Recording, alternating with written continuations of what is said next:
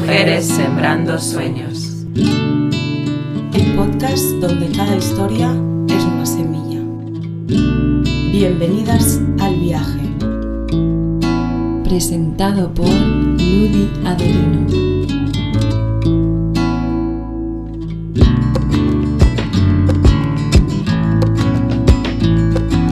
Bienvenidas a Mujeres Sembrando Sueños.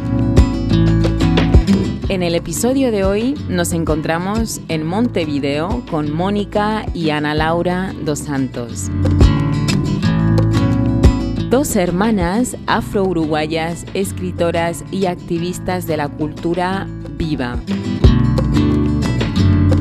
Desarrollan su trabajo desde Zinga Artesanías Étnicas, articulando creaciones, memoria y resistencia cultural.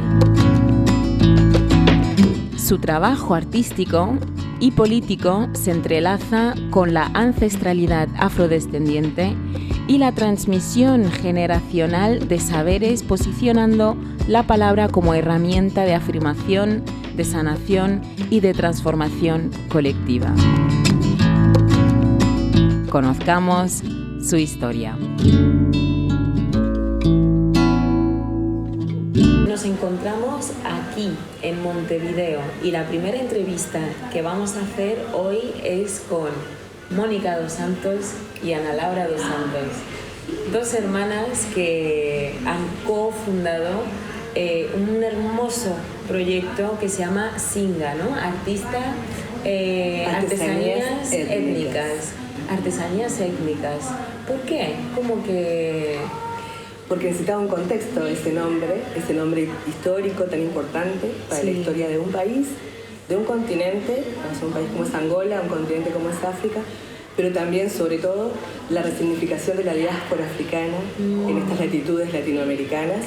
Zinga es el nombre de una reina de Angola que nosotros consideramos fue una de las primeras mujeres diplomáticas, sobre todo por su forma de negociar paz para su pueblo y a su vez educación para su pueblo, culturalmente, identitariamente. Y nosotros sentimos que vamos por ese camino, sobre todo abriendo camino para otras compañeras que vienen también en la misma línea de acción que nosotras. Y bueno, y como lo que nos caracteriza es trabajar con nuestras manos, la artesanía, y en materia de identidad, lo étnico para nosotros es muy valioso, es nuestro caballito de batalla. Digamos que nuestro proyecto cultural tenía que llevar un nombre con nombre y apellido, por eso Zinga Artesanías Étnicas. Claro que sí. Además como que se reivindica y se nota mucho, ¿no? Esa reivindicación porque se transparenta en ya las cosas que vimos, ¿no? Que ahora nos explicaréis más adelante. Claro que sí. Y ¿cómo es que, cuándo empezó, cómo nació, ¿no? Zinga? ¿En qué momento dijisteis las dos? Porque lo cofundasteis las dos, ¿no? Somos tres. No sé si... vale. Exactamente. Las fundadoras originales fuimos Mari Porto Casas, una artista plástica afro-uruguaya, y yo, que salimos de un grupo que se llamaba Artesanas Afro-Uruguayas de organizaciones Mundo Afro. En ese entonces era netamente productivo, hacíamos artesanías y las comercializábamos. Esa era nuestra tarea y nuestra función allí. Sentimos que nos estábamos quedando muy cortitas con eso y que queríamos hacer algo más, sobre todo a nivel país, que había como otras realidades que no estaban siendo contempladas, y nos tiramos a la piscina y nos independizamos de Organizaciones Mundo Afro, fue como nuestra casa materna, pero nos dimos cuenta que podíamos escribir proyectos, postular algunos fondos, claro. Y ahí es que la invitamos a Anita, que fue durante mucho tiempo como una especie de administrativa, secretaria, llevando los papeles, comunicación y un montón de cosas. Y ahora ya es una artesana más que rueda con nosotros y que hace las giras con nosotros cada vez que podamos. Recorremos mucho el país, ya te digo, tratando de buscar el rescate de la identidad afro, primero que nada, afro-uruguaya, afrodiaspórica, pero sobre todo tratando de sembrar la semilla antirracista. Esa es nuestra motivación primaria. ¿Cómo sembras esa semilla? Porque yo sé que a veces es ya lo que uno puede llegar a vivir en la vida cotidiana, en el día a día. Muchas veces y muchas personas, no sé si todo el mundo estará de acuerdo, si no, pues que comenten. Es maravilloso que hacernos llegar también las diferentes opiniones y comentarlas y debatirlas. Pero yo pienso que a veces yo misma digo, mira, mi trabajo no es educarte y no voy a entrar allí. No te voy a contestar esto, no te voy a decir esto, ¿sabes? Como, o es eso, o a veces sí, un poco puedo hablar o directamente empiezo a ponerme en la misma situación que la otra persona, porque de hecho esto hace muy poco estuvimos en Punta del Diablo antes de llegar aquí en Montevideo. El primer día por la noche salimos y en algún momento una persona me para de la nada, no me conocía y me dice, ay, ¿y tú de dónde eres? Porque hablas muy bien el español. Típico. Claro, mi respuesta fue como en plan, ay, muchas gracias, fíjate, tú también hablas muy bien el español. Plan, hacemos lo mismo. ¿Sabes? Es difícil, es muy difícil. No es fácil. Así que, ¿cómo sembráis esa semilla? Conseguimos buenos aliados. Antirracista. Trabajamos con las infancias. Y tenemos una herramienta maravillosa, que es un cuento que está escrito y está ilustrado por 2 compañeras del grupo. Sí. El vestido más lindo del mundo se llama El Cuento, y viene acompañado de una muñeca de tela que creamos entre varias artesanas. Lo teníamos por aquí. Tenemos el cuento. Sí. Mira. Ay, a ver. No vamos a tirar nada. Vamos a ver. Claro, vamos a mostrarlo. Recién llegado a imprenta, Hermoso. es la 5ª edición. Mira. Ya vamos en la 5ª edición de ese libro, sí. Esta vez hicimos la impresión de calidad que siempre quisimos. La cantidad que siempre creímos necesitar. Tenemos 1000 libros, o sea que tenemos 1000 oportunidades de conseguir que las infancias, para nosotros la prioridad son las infancias. Sí. Consideramos que ellos no son los racistas, sino que sus hogares a veces lo pueden llegar a ser. Entonces sentimos que es con ellos que se da naturalmente la alianza. No se fuerza nada. Un niño es espontáneo, es natural, es lo que es, ¿no? Y nosotros también vamos con esa desnudez de alma a las escuelas, a los centros de estudio, a las ferias de los libros, a encuentros literarios de bibliotecas. Y bueno, como que hay un montón de barreras que se bajan, ¿no? Porque llegamos con una muñeca, llegamos a jugar, proponemos un juego. Entonces hasta los más duros terminan flexibilizándose con el juego, ¿no? Claro. Con la muñeca, con volver a algo tan básico como es los cuidados de una muñeca, Sí. los regalos que ella va enumerando, que va recibiendo, el cuento en sí, que es un cuento, es un libro objeto, porque no podría ser sin la imagen. Sí. ¿No? Juega mucho la complicidad de las letras escritas en prosa, en verso. También hace muy accesible eso para los niños que recién están empezando a leer. También les gusta jugar a cantarlo, a recitarlo. Y ya te digo, es como que vas allanando caminos con eso. Capaz que, como vos decís, ya con la gente adulta es más difícil. Pero con los niños, y no te diría con todos, porque por ejemplo hay muchas maestras, muchas bibliotecólogas, muchas directoras de institución, muchas personas que empatizan por tener un libro. Que si fuéramos nosotras solas con esta carita, no sería lo mismo.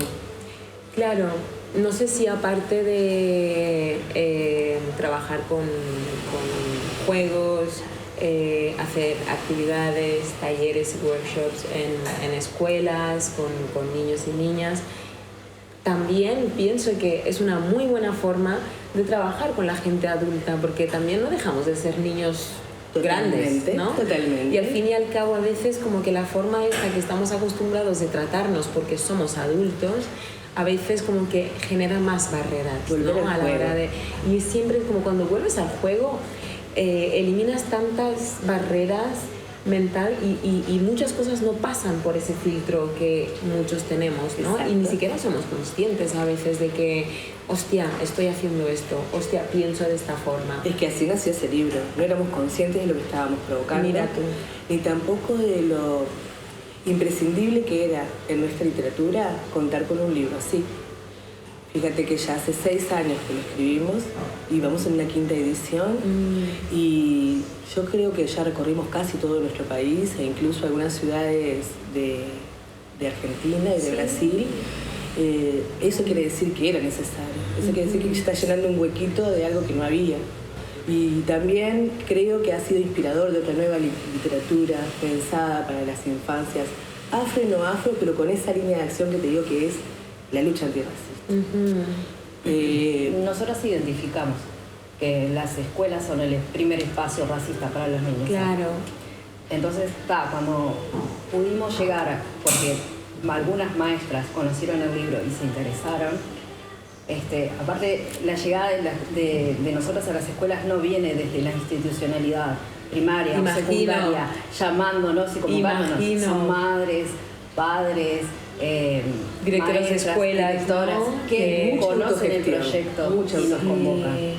Entonces, eso fue como que lo que nos fue abriendo la cabeza de, bueno, es necesario. Hay una impronta en la educación que exige que se cuente la historia de los afrodescendientes, pero no están las herramientas para que los docentes la apliquen. Claro.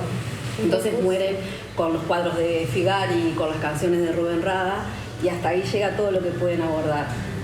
Esta nueva herramienta les da como otra dimensión, la propuesta nuestra a través del juego les da la posibilidad de abarcar desde los primeros niños que están aprendiendo a leer o escuchando cuentos, porque los infantes de 4 o 5 años no leen, pero sí se cuelgan a escucharte, hasta los que están saliendo para el liceo, que están terminando la primaria, juegan, se suman a la propuesta, ayudan a los más pequeños, o sea, nos permite hasta eso, trabajar las diferentes generaciones escolares que se involucren en la propuesta.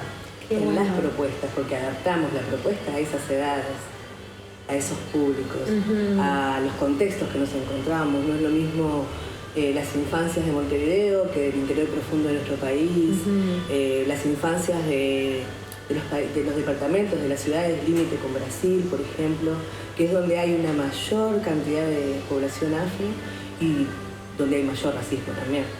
Increíble. O sea que hay que ir a dejar otro tipo, el mismo cuento, pero otras herramientas. Claro. Otro empoderamiento, diría yo.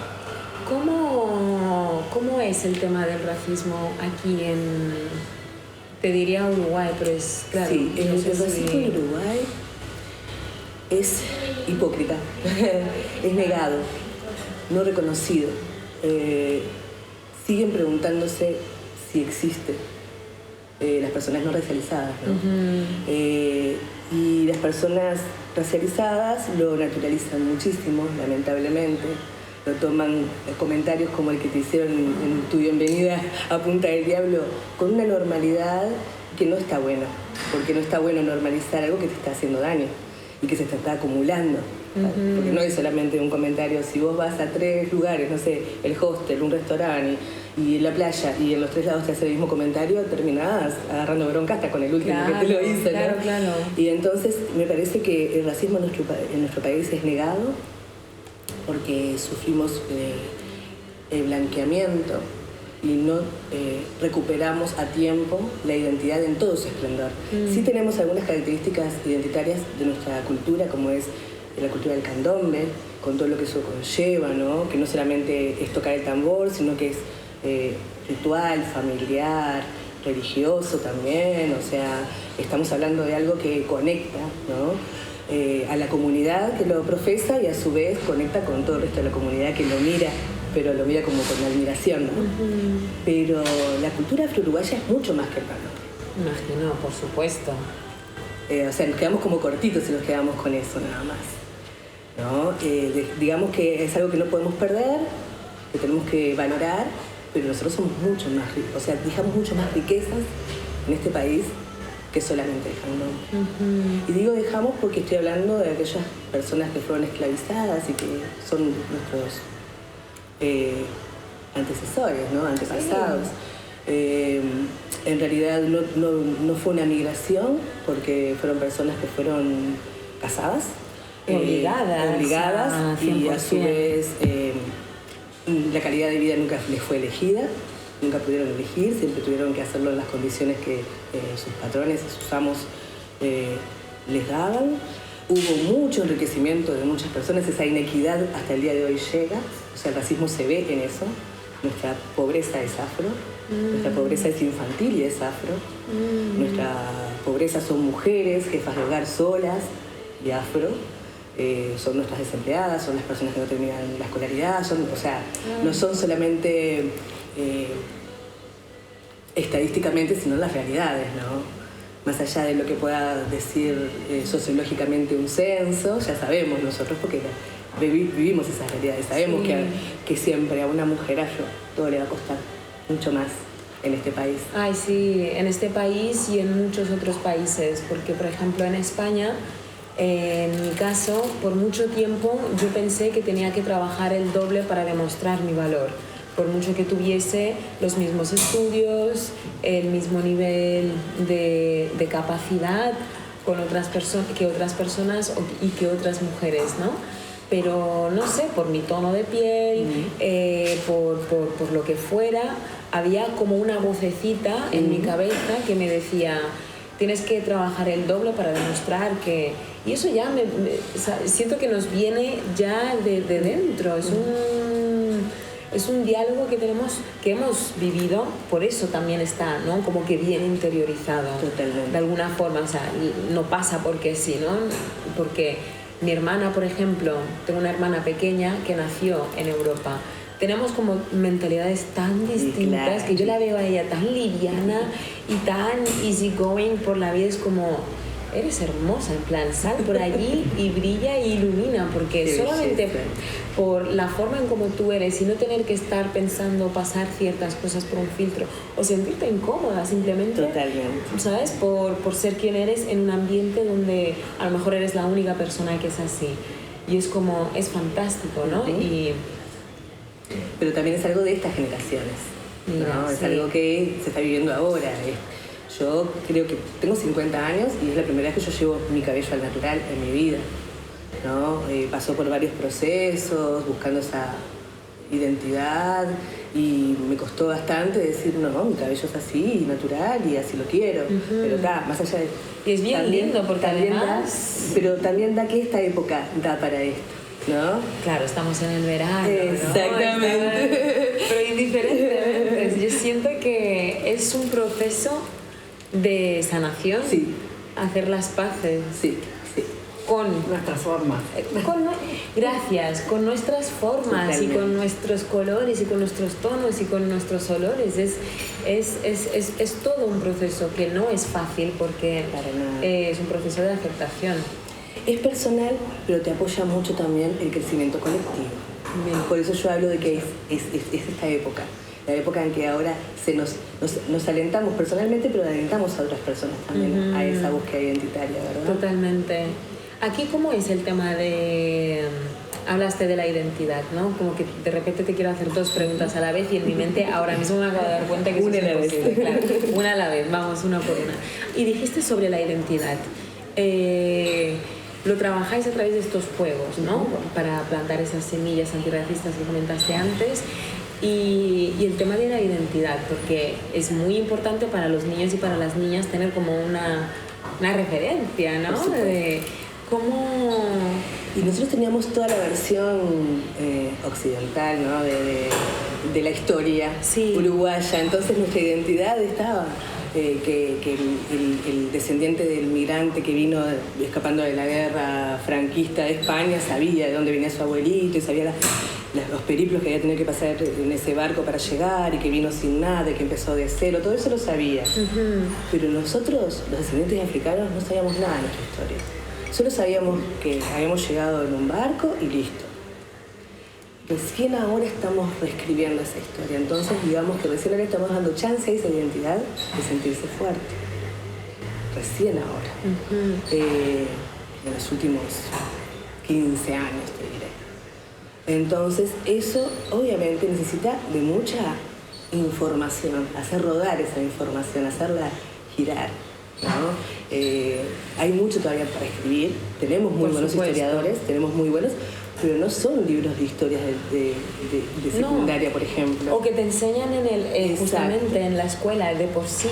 No, forma parte de la historia, pero en ningún sitio no está en el programa. No está en el programa, pero es como que, te contamos toda la historia que nosotros hemos seleccionado, ¿no? Como que ha pasado por este filtro y si tú quieres saber otra cosa lo tienes que buscar por tu cuenta.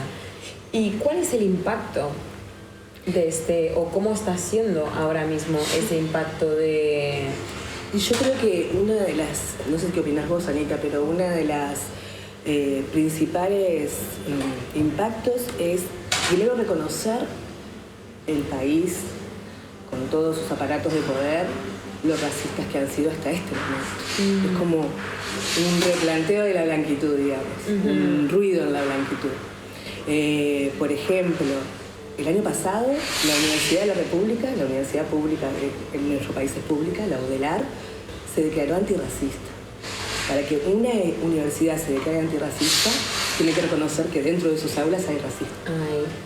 ¿No? Y hacerlo público quiere decir, bueno, y a partir de ahora va a haber un antes y un después, un compromiso. Claro. ¿No? Entonces, yo quiero pensar que va a ser tangible el día en que un estudiante afro no se sienta discriminado dentro de la universidad. Todo lo demás es la previa. Todavía no estamos en esa época. Estamos en ese proceso. Exactamente.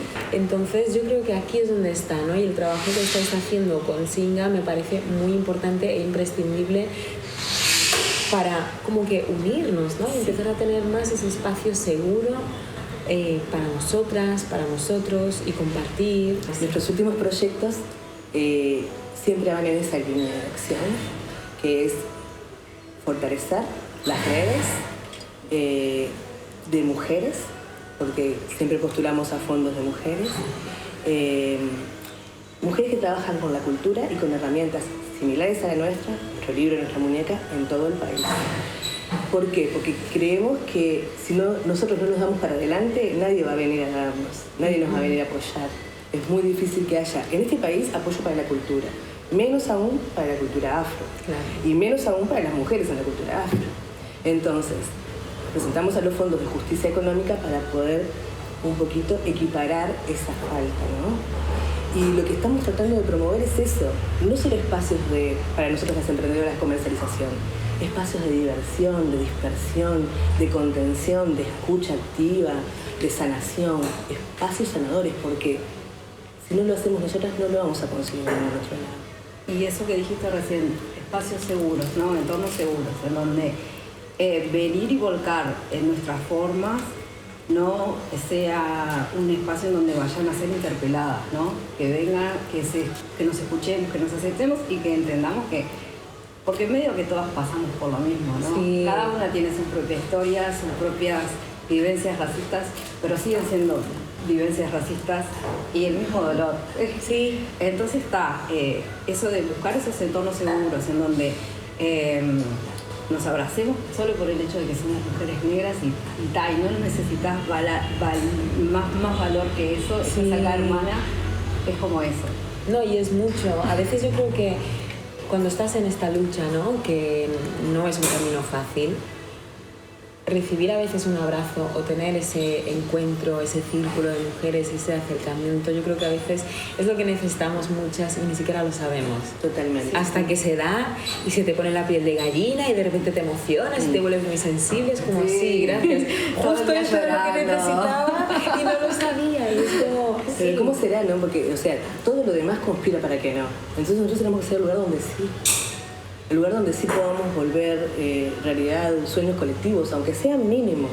Claro. No sé, conseguir un día en la agenda de todas, dentro de nuestras crianzas de hijos, trabajos, para poder tener un día para nosotras, es un logro. Para una mujer afro es un logro. Totalmente. Capaz que más que equipara para otra mujer tener, no sé, un auto, una casa. Para nosotros tenemos otras prioridades, otro nivel de prioridades, sí. Vamos a decir. Sí. Y nosotras generalmente por estar en esas prioridades nos postergamos a nosotras mismas mucho, claro. Muchísimo. Entonces, generar lugares donde poder ser unas verdaderas reinas africanas, que es lo que tratamos de hacer nosotros, ser unas verdaderas singas. Exactamente. Creo que volvemos a todas singas por un ratito, por lo menos. Es casi efímero el momento, ¿no? Si lo medís en lo que es la vida de una persona, pero es de mucho valor. Es de mucho valor porque compensa todo lo que no. O por lo menos lo intenta, ¿no? Claro. Entonces ahora una de las cosas que estamos llevando adelante con bastante éxito, te diré, es pulsearle los conocimientos a la universidad, tratando de hackear y meternos por algunos recovecos que hemos podido encontrar, y eso tiene que ver mucho con la academia, ¿no? Acreditar los saberes. Entonces estamos tratando de invitar a griots, como le decimos nosotros, que son mujeres que quizás no escriben, no tienen nada publicado, pero sí recitan muchísimo sus propios pregones, sus propias historias, y son trabajadoras sociales imprescindibles en sus territorios. Bueno, a una compañera de Rivera, que es una ciudad limítrofe, la hemos traído reiteradas veces a Montevideo, una vez al Palacio Legislativo, otras veces a la Universidad de la República, otras veces a una feria del libro, y siempre con su pregón, siempre con su palabra. Entonces, es poner en valor esa palabra. Esa palabra capaz no publicada, entonces la academia no existe. Para la academia, si no tenés un libro escrito, no existís. Claro, ¿no? claro. Bueno, nosotros lo hacemos existir a pesar de eso. Y además con lo lindo que es la cultura grillot, ¿no? Que transmite la cultura a través de la historia, a través de lo hablado, la oralidad, con la forma. Eso es un arte. Totalmente. Eso es un arte. Y aparte ella lo hace encima portuñol, que es un idioma propio de la frontera. Es un idioma que une el portugués con el español, pero que solamente ellos entienden. Es como un lunfardo. Sí. Entonces tiene el doble valor de que tiene tan trabajada su identidad que lo hace en su propia lengua. Entonces, con ese pequeño ejemplo te cuento que para nosotros escribirse o narrarse es sanar. Es una forma de darle contemporaneidad a estos tiempos y decir, las mujeres afro de hoy somos esto. Nos relatamos con nuestras vicisitudes, con nuestras... Claro. Es como una herramienta política. Totalmente. La palabra, ¿no? El poder de la palabra. ¿Y cómo lo reciben las instituciones, las universidades, el hecho de... porque algunos a lo mejor son más alternativos, Por eso, ¿no? Te digo, pues, no es fácil la lucha antirracista, sí, pero es una victoria cada vez que la logramos. Nosotros el año pasado tenemos un encuentro que se llama Pretoteca, que es... Pretoteca. Sí, es como leer letras afro. Ajá. Inscribimos a la Pretoteca en un encuentro de literatura que hubo en la ciudad de Buenos Aires, en un encuentro de unas universidades de letras. Y nos dijeron que no. En esta ocasión no nos respondieron porque es solo para académicos. Esa fue la respuesta. Por suerte, entre esas alianzas poderosas que tenemos a un profesor que da mucho valor a esto que te estoy contando, de las letras afro, que es de la Universidad de Piauí, en Brasil. Él nos hizo el trámite de escribir la ponencia y ahí sí le dijeron que sí. Ah, mira. Entonces ahí fuimos nosotros. Eso es como yo digo, hackear, pasar por arriba del no. Sí. Tú no, lo guardo y tengo un sí. Pero cuesta tener alianzas, tener respeto, tener a alguien que entienda el valor de tu proyecto, conseguir socios, ¿no? En estos puntos es donde realmente es importante las aliadas y los aliados que entienden, saben y quieren. Y eso es nuestra motivación antirracista, conseguir aliados. Porque para mí la lucha antirracista solo se logra con aliados. Total, no podemos. Porque nosotros no tenemos el problema de racismo, lo tenemos solas no llegamos a ningún sitio. Totalmente. Es como igual que nos tenemos que unir para crear estos espacios que necesitamos.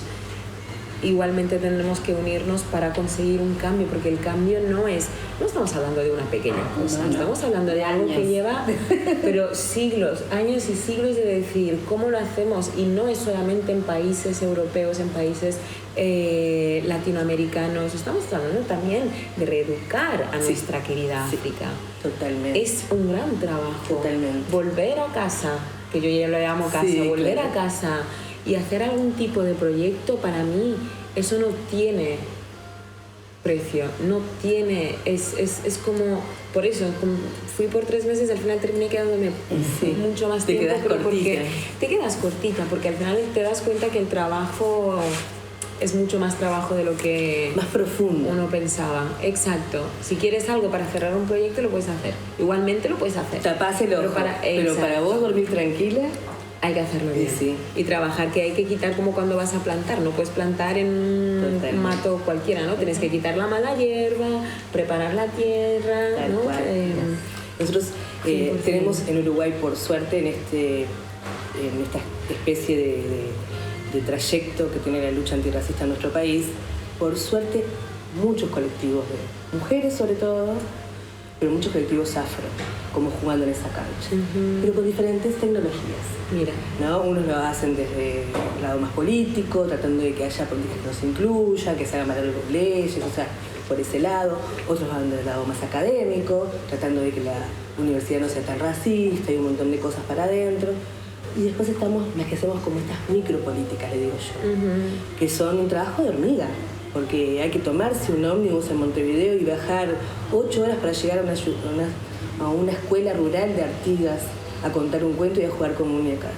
Pero es necesario, porque alguien allá te llamó, alguien allá te dijo, acá es necesario que ustedes lleguen. Sí. Entonces vale la pena todo el esfuerzo del tiempo, que no se reditúa ni siquiera económicamente, porque no llegás a equiparar lo que vos estás invirtiendo ahí, que es tu energía, tu tiempo, tu vocación. Claro. Nosotros ninguna estudió pedagogía, ninguna tiene cursos de técnica ni educación, ¿no? Lo hacemos a purísimo corazón, como lo haríamos con infancias de nuestra familia. Claro, así lo hacemos. Claro. Y los niños así lo reciben. Y las maestras se dan cuenta, porque ven que hay un proceso diferente y que hasta los más difíciles de la clase se vuelven, no te digo la palabra dócil, pero sí por lo menos se suman a la propuesta que nosotros llevamos. Sí. Eso nos ha hecho tener muchos desafíos personales, porque como vamos sin guión ninguno, hay que ver con qué nos encontramos y ver qué proponemos. Claro. Muchas veces es así, ¿no? Vamos, no te digo que a ciegas, pero medio, bueno, vamos a ver qué surge. Claro, no, también para que la propuesta sea buena, ¿no? A nivel de ese público. Por supuesto. ¿Sabes? No puedes ir con algo muy formateado. No. Porque son diferentes realidades. A lo mejor aquí te sirve, pero a lo mejor allí no te sirve, porque la gente tienes que buscar otra forma de poder conectar, ¿no? Y llegar ahí con ellos. Y el tema del emprendimiento de las mujeres aquí, ¿cómo es? ¿Cómo ha sido vuestro camino como grupos de mujeres que se han unido para empezar un emprendimiento tan hermoso como Singa? ¿Cómo es ese camino de emprendimiento aquí en Uruguay? Y bueno, nosotros empezamos con el reciclaje, ¿no? Sí, trabajamos reciclando, tenemos diferentes técnicas, tratamos de involucrar a otras compañeras que trabajan otras técnicas, en el camino de feriar para vender la producción. Hemos venido conociendo compañeras afro que se acercan, porque bueno, cuando estamos juntas nos sentimos más fuertes. Claro. Entonces tratamos siempre como de armar la feria medio juntas, y porque si yo no puedo llegar, vos me cubrís y confío en que vos me vas a vender mi trabajo, ustedes en esas cosas. Y porque podemos entender no puedo llegar, pero no porque me quedé en mi casa mirando Netflix, sino porque tengo esta otra prioridad que no me está permitiendo. Claro. Esa empatía que solo las pares pueden llegar a entender. Claro. Y a su vez también defendernos ante situaciones de racismo que se viven, porque esos entornos tampoco están exentos de ello. Claro. O sea, estamos todos en la misma necesidad de tratar de vender, pero no todas nos tratan igual. No todas las compañeras de casa en feria nos tratan igual. Imagino. Eso es algo que me puedo hacer a la idea y que también conozco gente que ha pasado por esa misma. Por eso también es un estilo parecida de protección, ¿no? Somos muy protectoras entre nosotras, porque tenemos que hacerlo porque, ya te digo, todo el afuera es muy hostil. Entonces tenemos que tratar de ser dulces para con nosotras, ¿no? Claro, y bien necesario. Solo un inciso para contextualizar, porque estamos ahora en vuestro taller. Exacto. Que es donde salen toda la magia, ¿no? Que hacéis y todas las cositas y el material, ¿no? También imagino que utilizáis con los niños. De hecho, aquí tengo... ¿Quién es? No voy a decir nada, voy a preguntar para que lo digáis vosotros. Ella es Nayat. Nayat. Nuestro buque insignia. Ella es una paseandera, porque ella sí que anda por todas partes del mundo. Ella, justamente. Sí, ella sí ha llegado a París, Francia, ha llegado a Moscú, ha llegado a África. Mira. Ha llegado, bueno, Brasil, Argentina, ha llegado a más lugares que nosotras. A más lugares que nosotros. Nayat es un nombre muy significativo para nosotros. Ah, mira. Etimológicamente significa la que trae paz. Es un nombre argelino. Es el nombre de una muy querida amiga y se lo pedimos prestado porque cuando la vimos hecha de la muñeca dijimos, ella tiene que llamarse igual. Y porque trae paz y más que paz trae esperanza. Esperanza a un futuro mejor, capaz que más naif e inocente, pero seguramente más colectivo, porque esa muñeca, en ella participan las manos de 6 mujeres, cada una haciendo lo que mejor sabe hacer para que ella luzca. Entonces, darle valor a eso, a ese combo, es muy importante. Para nosotras, que nos enamoramos de ella en el momento en que nació la primera muñeca, y porque ya vamos en las casi 200. Mira. O sea, ya hay un montón de estas promotoras de la paz por todo el mundo. ¿Y cómo lo hacéis? Porque esto es una herramienta, es mucho más que una sola muñeca, ¿no? Y lo hacéis, lo tenéis como material y herramienta también, o también lo vendéis. Lo comercializamos, vale, y lo usamos para nuestros talleres. Son las dos formas. Las dos patas del grupo, ¿no? Claro. Lo comercializamos porque nosotros, para estar en este hermoso taller donde estamos, tenemos que sostener esto. Claro. Y bueno, de algún lado tiene que salir ese sustento. Claro. Y además porque el trabajo que lleva, el tiempo que lleva hacerla, tiene que ser beneficiario para las mujeres que trabajan. Que también, o sea, que también hay que pagarles a ellas. Claro. Entonces, hasta ahora nuestro nivel de organización, después de hace ya 12 años que estamos como Singa, y hace la mitad, 6 que estamos con Nayat. No podríamos ser sin ella. No nos vemos en ella, por eso seguimos trabajando con el libro y la muñeca. Capaz que surgen luego, no sé, una serie de personajes, ¿no? O una serie de libros. No lo sabemos. Pero lo que sabemos que hoy somos gracias a ella. Nosotros no podríamos tener un nivel de organización del estilo empresarial si no fuera por ella. No podríamos pagar el alquiler de este lugar si no fuera por ella. Ni siquiera darnos el lujo de pasear por todo el país como lo hacemos si no fuera por ella. Mira. Entonces, que ella haya sido invitada al primer encuentro de literatura afro organizada por el Congreso de la Ciudad de Buenos Aires el año pasado, es porque se lo ganó ella, más allá de que lo hagamos nosotras 6 mujeres y todo lo demás, ¿no? Es como que, digamos que es lo que nos une, lo que nos hace fuerte, las dos cosas. Nos une y nos hace fuerte. Qué hermoso. Y nos representa. Y no solo a nosotros, representa a muchas infancias afro, que nos ven llegar a las escuelas y que quedan descolocados para empezar y orgullosos después. Claro, que porque por una vez, yo que sé, en su corta vida, ¿no? Porque aún les queda muchísimo, ¿no? Ver una muñeca que dices, ay, me identifico, es como capaz ella, que ¿no? trenzada como ella, exacto, mismo tono de piel, o la cara, o no, una que le digan, cosita. se parece a no sé quién. Ah, ¿no? mira, sí. Se parece a Antonia, se parece a... Ya de por sí acá en este país los libros de autor son muy difíciles de comercializar. Entonces nosotros sabemos que nuestro producto no es para vender las grandes superficies comerciales, en un shopping, en grandes bibliotecas, librerías o lo que sea. Tenemos que ser nosotras mismas las promotoras de esto. Por eso nosotros sentimos que es un trabajo de hormiga, que cuesta un montón, pero que cada venta vale a alguien consciente de otro lado. Que no está comprando por el mero hecho de consumir un producto, sino que está comprando porque sabe todo lo que hay atrás de ello. No, 100%. Y además también no hay nadie mejor que tú misma para contar tu propia historia. Por eso, o sea, y me parece fantástico que esto no lo venda a cualquier persona, ni cualquier persona esté haciendo estas charlas, estos talleres con los niños, porque, ¿qué va a decir? Nos ha pasado igual que se han tratado de apropiar de nuestras herramientas. Venimos defendiendo con uñas y dientes ello porque es algo muy común en nuestra cultura, lamentablemente, que es como que todo el mundo se siente dueño de todo, ¿no? Es como que es difícil, ¿no? Pero tampoco nosotros inventamos la pólvora, ya lo sabemos. Es más, nuestro proyecto cultural es hermano de un montón de proyectos muy similares en toda Latinoamérica, o sea que quiere decir que las realidades son similares, ¿no? Claro. Pero yo creo que la metodología es única porque no se puede hacer igual, es imposible, ¿no?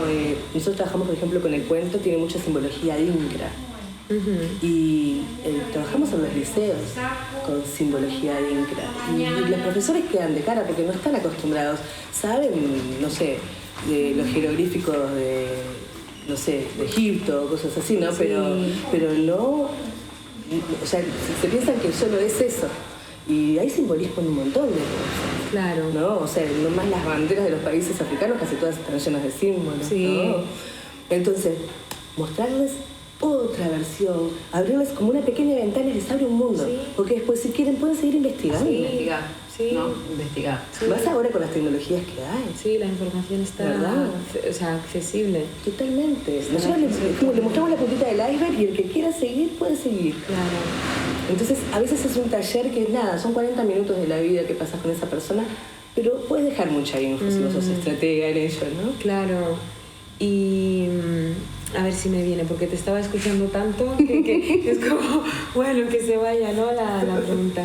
Ay, pues creo que se me fue. Pero, ¿cuál fue o cuáles han sido? Porque dudo mucho que sea solamente un desafío que os habéis encontrado a lo largo de estos 12 años. O sea, para las dos, ¿cuál ha sido los desafíos más desafiantes y que habéis superado? Porque doy por hecho que sí, porque si hoy en día estáis aquí y me recibís es porque...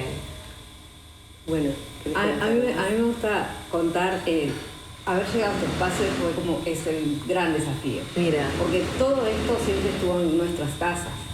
Y poder tener este espacio, o sea, cada vez que tenemos que pagar el alquiler es como, sí, no podemos dejar de tener este espacio. Soñamos con tener Mari, que es nuestra compañera artista visual, un espacio de atelier, de artes y de artistas afro. O sea, que sabemos que no vamos a estar siempre en este espacio enlace cowork de la Intendencia de Montevideo, pero sí entendemos la necesidad de que para que este proyecto siga vivo, tenga un espacio físico, un alquiler, una casa, donde poder ubicar todo, los materiales, las ideas, las horas de pensar y planificar. Claro. Que no sigan siendo nuestros propios espacios, porque eso nos limita mucho en tener que compartirnos con los cuidados de la casa, la limpieza de la casa. Nos limitan los sueños también. Sí. ¿No? En las utopías nos limita, porque claro, no es lo mismo soñar desde tu casa que soñar desde un espacio que vos estás procesando, que es acá. Vos estás diciendo, es acá. Mi desafío no es tan tangible. Creo que el desafío ha sido superar todas las fallas que ha tenido estos intentos, ¿no? Porque recién de un tiempo a esta parte, en los últimos 4 años, puedo decir como que cuajó el proyecto. Lo demás no es que haya sido en vano, ¿no? Fue como el ensayo-error. Claro. Pero eso llevó mucha decepción humana, muchas asociaciones que no eran las asociaciones que necesitábamos en ese momento, o lo fueron, pero no era para siempre. Ese tipo, sobreponerse a eso es crecimiento. Sí, no, y entiendo perfectamente lo que dices, y además es como un no parar siempre, ¿no? Un no descansar. Piensas que ya lo tienes y, ay, sí, tal, no sé qué, otra vez empiezas, ¿no? Como los proyectos, ¿no? Tú te pones allí un montón de horas para escribir y formular un proyecto, presentarlo, tanto si recibes el sí como el no. El trabajo continúa. El día de mañana, a lo mejor te vuelves a presentar a otra convocatoria o en ese proyecto que has presentado y te han aprobado, te requieren tener transparencia, justificar no sé qué, justificar no sé cuántos. Y a nivel económico no es que te rinde mucho, ¿no? No todo se puede. No todo se puede, pero eso es algo que yo creo que es importante darle también otra vuelta, porque lo que estáis haciendo, estoy segura que le dedicáis muchas horas como si fuese un trabajo. Totalmente. Pero ¿por qué esas horas, esa dedicación, ese sudor no se puede valorar como un trabajo? No, es un trabajo. Reditúa en otro lado, reditúa como en un beneficio que nos trasciende a nosotras, ¿no? No es algo que nos llevemos a nuestros bolsillos o a nuestras casas. Sí, lo voy a poner aquí. Es un beneficio social, es un beneficio que va a quedar para la sociedad. Por eso cada vez que escribimos un proyecto, somos las personas menos egoístas de este mundo.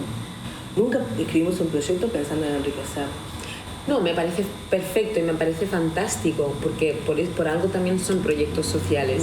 Pero lo que yo quiero decir es que no tener un sueldazo, pero sí que eso te cubra por lo menos la energía, la cantidad de energía que tú estás invirtiendo en esto. Que empezamos primero con nosotras mismas, de... ¿sabes? Tener que hacer ese trabajo, ese esfuerzo de valorar. Sí. Tuvimos que pasar por eso. Poner en valor el trabajo, la energía y todo lo que tú inviertes allí, ¿no? Para después poder decir, bueno, vale, otra cosa es que soy consciente de que no me entra de forma económica, pero me entra como lo que tú acabas de decir ahora, ¿no? Está contribuyendo en una lucha, en una causa mucho mayor que yo, mucho mayor que este país, mucho mayor que... Vale, o de otra forma, o porque me gratifica simplemente el hecho de llegar y que el día de mañana una niña me diga, yo qué sé, pues me acuerdo que tal, y eso me hizo ver o entender tal, una persona mayor incluso, porque yo creo que ese trabajo no ves el impacto y el cambio al momento, ni al mes, ni al año. Creo que el año pasado tuvimos un gran aprendizaje al respecto. Terminamos contando el cuento en la escuela de niños sordos, baja audición. Y nosotros ninguna maneja el idioma, ¿no? Sí, en la lengua de señas típica de acá de este país. Sí. Entonces, esa barrera desapareció. Tuvimos que adaptar nuestra propuesta, obviamente, ¿no? Sí. Pero crecimos tanto después de esa experiencia. O sea, no quiere decir que nosotros nos vayamos a dedicar para eso, pero fue necesario para nosotros también pasar por ahí. Fue como un desafío hermoso. Y a su vez, un antes y después en la vida de muchos de esos niños. Primero, porque es muy difícil que una misma autora venga con su libro a contar un cuento. Pero además, que venga con esta propuesta, que venga a jugar, que integre a todos a jugar al mismo tiempo. No importaba el nivel de audición que ellos tuvieran, incluso tienen otro tipo de cosas, como había niños con espectro autista, o sea, bien variado, ¿no? Y en ningún momento sentimos eso como una barrera, en ningún momento. Es más, lo sentimos como una fortaleza casi, como que fue facilitador. Y eso nos enseñó que no tenemos límite, como quien dice, ¿no? Claro. O sea, que nosotros podemos hacer un proyecto y soñar algunas cosas, pero que si alguien sueña con nosotros o nos invita a soñar, nosotros nos sumamos. Claro, ahí es donde está, ¿no? Por eso te digo que es algo social y que trasciende, ¿viste? Porque es como que no estaba en nuestros planes. No estaba ni siquiera cuando escribimos el proyecto que nos dio sustento para poder hacer esos talleres, estipulado que quisiéramos llegar a esos lugares. Y sin embargo, ahora sentimos que somos otras después de haber atravesado eso, ¿no? Qué bueno. ¿Y ahí hay más organizaciones así como vosotras aquí en Montevideo? Sí, hay unas cuantas, por suerte. Nosotros le decimos de hermanas, vamos a decir, ¿no? Organizaciones hermanas. Por ejemplo, está Misangas, que también trabaja en proyectos con infancias, se llama Ibeshi. Trabaja con la escritura también. Afrofloreciendo, que trabaja en el interior del país, en Paysandú, límite con Argentina. Después también tenemos a las compañías de identidad afro de la ciudad de Rivera, que también trabajan muy fuerte, sobre todo también lo que tiene que ver con la academia. ¿Y estáis todas conectadas de alguna forma? Bastante conectadas. Sí. A mí me gustaría que estuviéramos más. En mi sueño me preguntás y me encantaría que fuéramos una. Claro. Si podemos tener una asamblea anual para ponernos de acuerdo y hacer como líneas de acción, sería como divino. Bueno, tu proyecto lo hay. Sobre todo en este país pasa que de pronto no hay nada, o de pronto en una fecha hay todo junto. Bueno, para ponernos de acuerdo con las fechas sería divino. Sí. Y sí, porque hay poco rubro económico. Le podríamos sacar mejor el rubro si nos organizáramos, ¿verdad? Yo veo un proyecto. Yo veo un proyecto de unirse vosotras todas y proponerlo y decir lo que queremos es tener un espacio de intercambio entre nosotras para poder ofrecer y hacer mejores propuestas. Y sobre todo como un espacio que lo que nos está faltando es como incubar proyectos. Porque nosotros estas organizaciones estamos nombrando, yo qué sé, afropoéticos, organizaciones Mundo Afro, ni sin ir más lejos, tienen ya un trayecto, tienen ya un andamiaje como nosotros, ya tienen una década quizás, que ellos también en el foro Afrogama, mujeres que se organizan y que van para adelante. pero está faltando eso, ¿no? ¿Cómo hacer mejor estos proyectos? ¿Cómo mejorarlos? ¿Cómo sacarles más potencial? ¿Cómo ponerlo en combinación y en conjunción con los otros proyectos que ya existen? ¿No? Esa simbiosis, ese intercambio rico. Claro. ¿no? Eso estaría muy bueno, un lugar como incubar, crear juntos, co-crear, como es este cowork. Claro. Para nosotros nos abrió la cabeza también estar acá porque en realidad terminamos trabajando en conjunto con un montón de colegas y compañeros de acá que tienen otros rubros nada que ver con el nuestro, pero nos complementamos. Claro.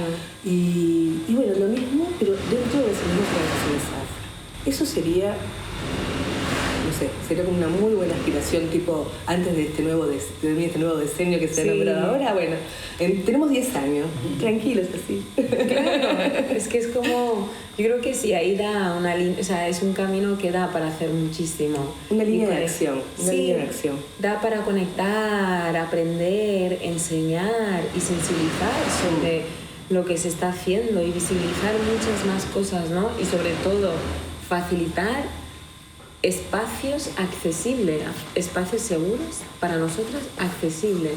Porque justamente volviendo a una pregunta que te hice, que no recuerdo ahora porque estoy muy a lo que me estáis compartiendo ahora, y antes te pregunté que cómo es, ¿no?, el camino del emprendimiento, ¿no?, de la mujer emprendedora. Y en este país nosotros somos como la antítesis de la regla.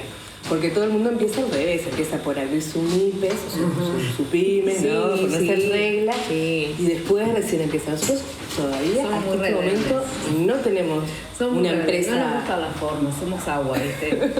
Las formas que existen del capitalismo no nos gustan, no nos sirven, no fueron creadas para las mujeres negras. Entonces, nos cuesta mucho al momento de pensarnos qué vamos a hacer, una MIPES, una cooperativa, una sociedad anónima, nada de eso. Y todo. Claro, nada de eso y todo a la vez, ¿no? Sabemos que es necesario, lo sabemos, para jugar en otras canchas. Sí, pero me parece muy fuerte que aún así, después de 12 años, habéis hecho tantas cosas, habéis llegado tan lejos, que ahora la pregunta sería, en plan, ¿realmente merece la pena crear y tener, ¿sabes?, hacer toda esa parte burocrática para eso están los aliados? O sea, hemos conseguido aliados que nos han servido de escalón para hacer eso y seguir en nuestra postura de buscar otra forma que no sean estas. Claro. Sí. Las instituciones tienen que ver mucho. Sobre todo nos dimos cuenta en este último gobierno donde la institución no nos apoyó. Tuvimos que salir a voltear otras puertas internacionales porque para dentro del país no había plata para nosotros. O era muy limitada. Nosotros pedíamos para ir a Rivera un pasaje y no nos gestionaban. Con todo esto que yo te cuento que estamos logrando con las infancias allá. Sí. O sea, con todos estos antecedentes que yo te cuento, bueno, allá lo ignoraron y no nos daban los pasajes. Entonces, nosotros íbamos a ir igual. Y bueno, buscamos, conseguimos el Fondo de Mujeres del Sur, el fondo apoyado este tipo de proyectos, podíamos tener dinero de pasajes, conseguimos cómo y llegamos. Pero nosotros tenemos que asegurar de alguna manera que si nosotros estamos incentivando a otras mujeres a poner en valor sus herramientas antirracistas, también tienen que haber allanado el camino, ¿no? O que no tengan que buscar estos artilugios, debería ser más accesible, ¿no? Debería haber otro tipo de accesibilidad. Entonces, la institucionalidad está buena, pero no te puedes casar con ella porque va a depender de quién gobierne, cuánto te habilite, cuánto se abra o no esa puerta, ¿no? No podemos estar condicionadas a eso para actuar, hay que actuar. Esa es una gran enseñanza que también acción es poder. Sí. Porque si te quedas en el tiro esperando que venga el gobierno que te va a ir mejor y que te va a apoyar, mientras, ¿qué pasa? Sigue avanzando todo el racismo, sigue avanzando la inequidad, sigue habiendo generaciones de niños donde no te encuentran una referencia positiva. O sea, el monstruo sigue creciendo, por decirlo de alguna manera, ¿no? Claro. Entonces, una manera de hacer valer las herramientas que tenemos es, bueno, si en esta institución no, vamos a probar en esta otra, vamos a probar en esta, y no dejar una puerta sin tocar. La persistencia es otra. Entonces es parte de esa resistencia, ¿no? Claro. Es la clave. Es la clave que creo que no sé si cualquier otra de esas MIPES que no son afro tendrían ese mismo aguante. Capaz que a la primera de cuartas dicen, esta no es para mí, y dejan. Bueno, yo creo que a cualquier persona, ¿no? Seas afro, ¿no? Que es verdad que nosotros venimos ya en esa batalla, ¿no? Y ya venimos preparados para recibir el no. Que yo creo que incluso como que te descoloca cuando vas a un sitio y de primeras te dicen que sí. Te descoloca, te quedas ahí un rato en plan... ¿Me ha dicho sí o no? A ver, voy a volver a escribir ese correo. Creo que no lo he leído bien, ¿no? Pero sí, y es verdad, pero porque, yo qué sé, cuando llevas también mucho tiempo y estás haciendo algo lindo y que aporta, añade valor, tarde o temprano aparece, si está en el camino alguien o algo, aparece y... ¿Sabes? Que también eso es gratificante decir, vale, eso qué importante me reafirma. Las alianzas, nosotros, por ejemplo, hay una movida acá en Montevideo que se llama Gender, el fin del género. Ellos ya se han presentado unas cuantas ediciones de diferentes fondos, han ganado sus proyectos y siempre quieren trabajar con nosotros y nunca tienen plata para hacerlo, pero les encanta nuestro proyecto. Y no nos suman porque saben y le dan valor a nuestro trabajo y no nos piden que lo hagamos igual, gratis. Ellos quieren que lo hagamos cuando tengan el dinero para pagarnos. Bueno, recién hoy, tienen el dinero para pagarnos. Después de hace como 2 o 3 años que vienen haciendo el proyecto. Entonces es como también estar latente y expectante. Si nosotros dijimos, no, mira, ahora ya no tenemos más nuestro proyecto, claro. no se daba ese macheo, ¿no? O sea, no. Entonces en realidad por eso también es importante la persistencia. Vos buscas esa manera de sobrevivir mientras tanto porque sabés que va a haber otro mañana. Yo al menos la fe no la pierdo. En que hay gente que tiene... Último que se viene. Porque hay gente que le da valor a lo tuyo. Poner en valor lo tuyo es importante. Ahora, que el valor te sea dado es otra parte de la moneda, ¿no? Que no siempre es así. Claro. Qué fuerte esto. Y ahora para ir como cerrando esta entrevista, ¿cuál es el sueño de Zinga? Wow. En plan, ¿qué sueño? Falta gente acá para este sueño, me parece. ¿O sueños? ¿Cuál es el sueño? Mari tiene un sueño, que creo que es un sueño que tenemos todas también, que es tener un centro cultural. Un centro cultural ediliciamente nuestro, donde poder recibir a estas compañeras del interior, por ejemplo, donde poder recibirte a ti si lo necesites o a quien sea que lo necesita que venga, pero en este intercambio cultural, sí, ¿no? Donde poder incubar proyectos, donde poder mejorar, donde poder hacer red, fortalecer las redes, donde podamos poner en valor nuestros saberes, nuestras herramientas y tecnologías ancestrales, hasta las religiosas, ¿no? Sí. O sea, hablo de centro cultural con todo el amplio espectro que la cultura abarca. No solamente con el candombe, que es divino, pero a veces nos pensamos, ¿no? Nosotros acá como afro-uruguayas, para tener una comparsa, que es una comparsa de candombe, vamos a decir, una agrupación de candombe, no hay que ser afro. Puedes tener dinero nada más. O tenés dinero o conseguís apoyos, sponsor, alguien que te apoye. Pero para trabajar en la cultura en general, esta muñeca, este libro, no te alcanza solo con eso, necesitas, claro. O sea, es más difícil. Si nosotros en vez de este proyecto tuviéramos una comparsa, ya tendríamos ese apoyo. Mira. A eso voy. ¿Entendés? Pero como elegimos como herramienta de lucha esto, como militancia, eso entorpece un poquito más el camino. Pero como te dije antes, la esperanza es lo que menos perdemos. Esperamos que en algún momento esto, en vez de ser apoyado por la autogestión de algunas personas que sí les llega este proyecto, ya sea una maestra o unos padres, un grupo de padres, lo que fuere, el mismo Ministerio de Educación y Cultura nos convocara, porque entendiera el valor de esta herramienta y la sintiera imprescindible en las aulas. Eso sería como el sueño de Zinga. Que la convocatoria sea al revés, que no seamos nosotros los que vamos a decir, tengo esta propuesta y me dicen que está buena, ¿a ustedes les parece que está buena? O sea, no esperar la evaluación. Al revés, que ya tenga el reconocimiento. No solo nuestra propuesta, sino un montón de más que hay en la vuelta, ¿no? Sí. De igual valor o más, pero también por el mismo lado, donde no solamente nos sentamos a tocar un tambor, que está buenísimo y que es riquísimo, pero todo el léxico que pasa alrededor de eso también. Eso sería como El sueño de Singa. Hermoso sueño. Un centro cultural. Como que muy amplio y que involucra, ¿no?, a todas las personas afros que estén aquí y que no están aquí tampoco. También. ¿no? En plan, que bueno, pues que estás de paso, pues hay este sitio, ¿no? Que es hermoso eso. Yo creo que también es uno de mis sueños. Me gusta. Compartimos sueños, ¿viste? Sí, no, 100%. Es algo que siempre dices, mira, pues si yo voy a tal sitio, esto, ¿no? O sea, tuve que conectar y escribir a Llenaba me puse en contacto contigo, luego a través de ti seguramente conocí a otras personas. Sí. Y entonces como esto, sí, pero tienes tú que estar como buscando, no hay nada que ya esté establecido o hay un camino. Yo creo que Singa está pronta, está lista para gestionar un lugar así. Mira. Ya a esta altura del partido ya estaría. Pues ya me avisan y así vuelvo. Buenísimo. Encantada. 2026. 2026, gracias. Ya me la apunto. Mira, hoy aquí, ahora mismo. Pero ya, la última pregunta, entonces.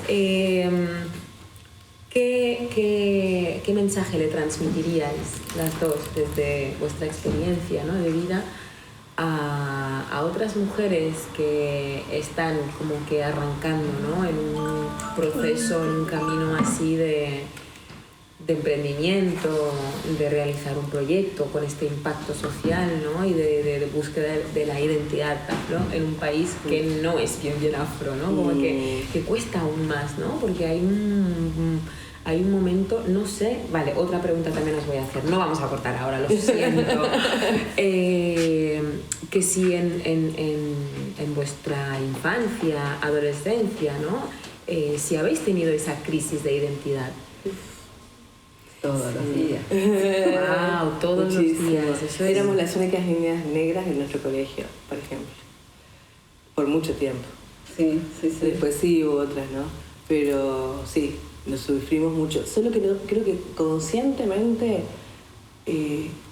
fue más cuando nació mi hijo, que ni siquiera es tan afro como yo, porque es interracial, una pareja de donde él es fruto. Entonces, claro, en realidad él no tenía de frente los mismos problemas que teníamos nosotros, pero sí por ser mi hijo. Entonces ahí yo sentí, recién ahí hice como carne eso, creo yo personalmente, ¿no? De darme cuenta de que, claro, de que había traído un hijo a este mundo y que iba a tener los mismos problemas que yo había tenido. Recién ahí me cayó la información de lo que yo había pasado. Que en la infancia y la adolescencia solamente sentís lo raro que se siente eso que te está pasando, y después de grande, con otras herramientas, te das cuenta que todo eso fueron diferentes situaciones de racismo. Y le das nombre y apellido. Totalmente. Sí. Yo también, a partir de la maternidad, fue que empecé como, no, mis hijos no van a pasar por esto, o por lo menos sí lo van a identificar en el momento. O van a tener las herramientas para lidiar con esto. Sí. Después es como nada, después se convierte en visceral. Sí. Y ahí está re heavy identificarlo cuando ya son dolencias, patologías o no. Claro. Sí. Entonces tratar de eso, de trabajar el racismo como lo que es en el momento en que es como ponerle el nombre en el momento, ¿no? Y hablando que no es de fácil, identificar, mucho menos también a veces como que... Justamente el consejo que le daría a las mujeres sería ese, el autocuidado primero, el no sentirse sola segundo, buscar una red, siempre hay red. No importa dónde estés, siempre hay red, hay que buscarla y sentirse fuerte con esa red, ponerla en valor. Y con lo importante que son las redes de mujeres y los títulos. Sin duda. Lo recomiendo siempre. Y las redes, sobre todo, en vivencias. Las redes de las personas que están pasando las mismas que yo, similares, ¿viste? Como las redes empáticas, digamos, ¿no? Y después lo otro es esto que creo que caracteriza a Singa, de la persistencia. No darse por vencido a la primera. Nosotros no podemos decir que no seamos exitosas. Mirá que nosotros, de los proyectos que hemos escrito, todos han sido aprobados. Pero hay que sentarse a leer bien las bases, ver si está para uno, ver si uno está para esa, ver si puede asumir un compromiso así, ¿no? Porque estás hablando de casi un año de tu vida dedicado, como decís vos, un montón de tiempo a quizás que otras personas viajen a tu, no sé, a tu ciudad, no más, pero es un montón, ¿no? Entonces, ese tipo de cosas tratar de trabajar cosas realizables, sobre todo, capaz que son pequeñas cosas, ya te digo, trabajo en la hormiga, pero si vos lo podés hacer, depende de vos, de tu red o de personas que sabés que puedes contar con ellas, te vas a sentir bien, porque no te vas a frustrar. Claro. Y entonces a mí me parece que va por ahí. Nosotros como colectivo hemos crecido mucho más cuando nos estamos dedicando más a nosotras mismas, de tener claro que lo que queremos cada una en lo personal y ponerlo en conjunción. Porque va por el lado de la filosofía del Ubuntu, que ¿no? Yo soy porque nosotros somos, pero a su vez yo soy buena para algo. ¿Para qué soy buena? Esa búsqueda interior. Es lo que suma. Exacto. Es lo que suma. Porque si yo no sé ni qué quiero, no la tengo clara, voy a entregar todo. A donde me vaya, quiero sumar, pero no voy a saber ni por dónde empezar, ¿no? Entonces tiene que ver con los roles, en los grupos humanos, ¿no? Y saber, bueno, si yo soy buena hablando, bueno, denme el micrófono que yo hablo. No, yo soy buena escribiendo, denme la lapicera que escribo. Claro. ¿No? O sea... Yo pienso que también, añadiendo un inciso, y ahora nos dices tú el consejo que tú tienes, que en nuestra comunidad afro he visto mucho nosotros te vamos a apoyar, nosotros vamos a estar allí. Y hay momentos también que uno se pierde y no se da cuenta y hace de todo, ¿no? Y hace de todo o cualquier cosa también, o haces de todo o haces cualquier cosa. Y yo creo que también el hecho de tener, para cuando tengáis el centro cultural, yo creo que esto es algo que se va a dar de una forma muy natural de que, ok, cuando estás en un sitio seguro, tienes ese espacio, ese momento para poder conectar y decir, vale, pues esto me gusta hacerlo, esto se me da bien.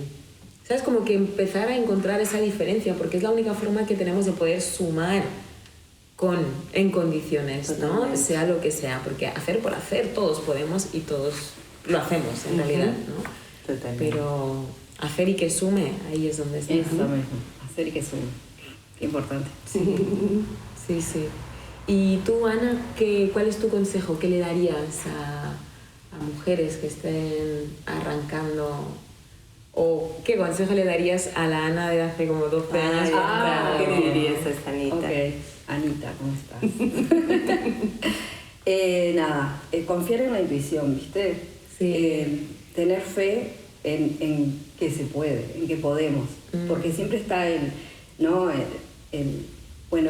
la idea esa de que las personas afro somos inferiores o no tenemos capacidad para determinadas cosas, para desarrollar determinados proyectos o para crecer de determinada forma, ¿no? Como que nos encasillan en roles, en espacios, en lugares, en cosas que podemos hacer y cosas que no. Nada, confiar en la intuición. Y si es para mí esto, lo siento así, es por ahí. Y yo le agregaría eso, salir de, eso llamamos el afropesimismo, ¿no? Que es como tipo decir que no antes de intentarlo, siquiera. Te pones vos mismo un techo, ¿no? Sí. Una barrera, y en realidad destacar. Eso tiene que ver mucho con la salud mental y también en valorar estar sano mentalmente para poder interactuar en un grupo, porque también es eso, ¿no? Saber cuándo uno está para trabajar en un grupo y cuándo no. Claro. Es un hecho. Nosotros, por ejemplo, acá es un tema que respetamos muchísimo. Si no estamos, es porque no podemos realmente. Claro. Entonces 100%. también hay que respetar. No quiere decir que la persona me falló o no forma más parte de este grupo. Hoy no está. Pero no quiere decir que no estuvo ayer o no puede estar mañana. La capacidad de poder entender y tener esa empatía con uno mismo y con las personas. Por eso que te me parece también. que ese afropesimismo que se autoboicotea, ¿no? Antes de siquiera intentarlo. Tipo, ay, si yo pudiera... Ay, no, porque no me vas... Sí. Antes de eso, bueno, ver el sí. Qué grande, o ver qué primer paso para ese sí, ¿viste? Sí. Porque siempre hay un primer paso. Siempre hay algo que te está acercando un poquito más a eso. Y van a ver, siempre hay Si no, no estarías acá en Uruguay sentadita con nosotros. 100%. O sea que es esto. Qué hermoso. Oye, muchísimas gracias. He disfrutado un montón de esta charla en realidad. Y no sé si hay algo más que queréis añadir o algo que faltó por expresar. Me gustaría que estuviera Mari, porque en realidad ella, aparte de que tiene una oratoria muy distinta a la nuestra, es como una madre referente para nosotros, es un emblema para toda nuestra cultura afro-uruguaya. Ella sí que es como la referente de la cual nosotros estamos orgullosas, o sea, Singa es porque está Mari, no solo porque le hace esa hermosa carita a las muñecas e ilustró el libro, sino porque su arte representa la cultura afro-uruguaya en todo su esplendor. Es ahí cuando yo te digo, el candombe no es solamente tocarlo, es cantarlo, es bailarlo, es pintarlo como lo hace ella, es sentirlo y expresarlo en un poema o como salga, pero es. Y es algo que por más de que, no sé, seas millonario y quieras sacar tu propia comparsa, vas a poder equiparar. Nunca vas a tener la cultura afro-uruguaya en tus manos si no podés hacer carne esto que yo te digo. Qué lindo. Así que nada, pues le mandamos un beso. Por supuesto, por supuesto. A la Mari. Y la gente que quiera seguirla, Mari Porto Casas, en redes sociales pueden ver algo de su arte. Ajá. Ella, aparte, fue una de las pocas mujeres afro que ha llegado a estar, por ejemplo, en la Bienal de Arte de Montevideo, en la Bienal de Arte, en la Sala de Arte de Montevideo, en el subte, ha expuesto en lugares como el Palacio Legislativo, o sea, ha estado en varios lugares, nos representa de verdad su arte. No sé, en la Embajada de Sudáfrica hay un Nelson Mandela pintada por ella, por ejemplo, para que se den una idea. El sello uruguayo la ha contratado para hacer a las personalidades afro de todo, durante todos estos años, hasta el día de hoy sigue pintando para el sello uruguayo. Entonces, es una referente, es contemporánea, la tenemos con nosotros, hay que ponerla en valor. Por supuesto, qué hermoso. Oye, muchísimas gracias. A ti. Hermoso. Ay, ahora quiero un abrazo. Ay, por favor. Como siempre me encanta. Colectivo. Gracias por acompañarnos en este viaje y permitir que esta historia eche raíces en ti. Recuerda que cada sueño sembrado hoy es el cambio del mañana. Encuéntranos y suscríbete en YouTube, Spotify, Apple Podcast, eBooks o en tu plataforma de podcast favorita. Soy Ludia Adelino y seguimos sembrando sueños juntas.